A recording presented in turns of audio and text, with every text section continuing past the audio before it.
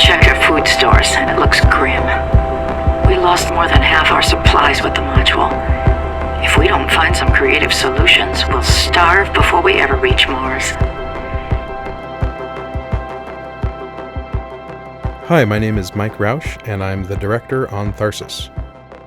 I wanted to talk a little bit about some of my inspiration for Tharsis, and the main one being a documentary I saw on a whale ship called the Essex.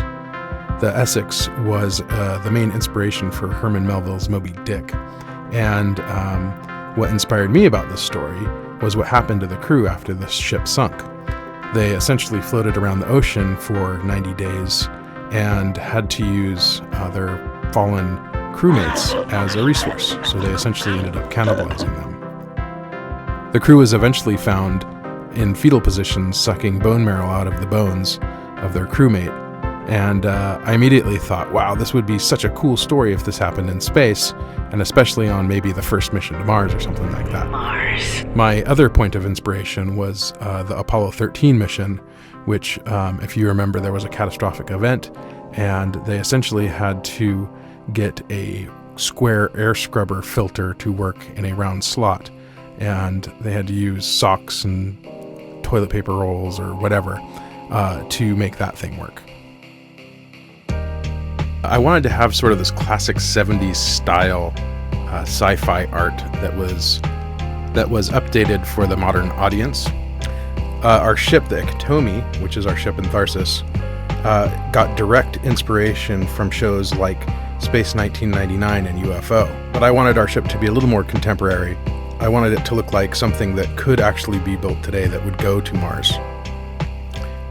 One thing I really liked about 70s TV sci-fi was they always had these really interesting wall graphics, and it's something I really wanted to bring into Tharsis.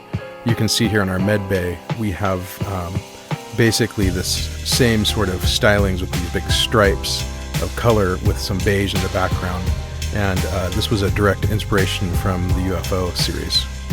Of course, we can't forget Star Trek and the 60s and 70s sci-fi stylings. You can see our maintenance bay here is sort of a replica of the engine room from Star Trek. And one of the keys to a great look, a great classic sci-fi look, is to have very simple buttons that aren't really labeled. They're just colors. We have some of that. We try to stay away from this really intense sort of UI or machinery and just have it be very basic and simple. And a lot of influence was from 2001: A Space Odyssey. And again, you can see some of the simple control panels in UFO. I basically used the main character from one of these shows, Ed Straker, as influence for one of the characters. You can see how it's sort of a feminized version. And I just really liked his face, and I liked his cool style and all that, so we transferred that over.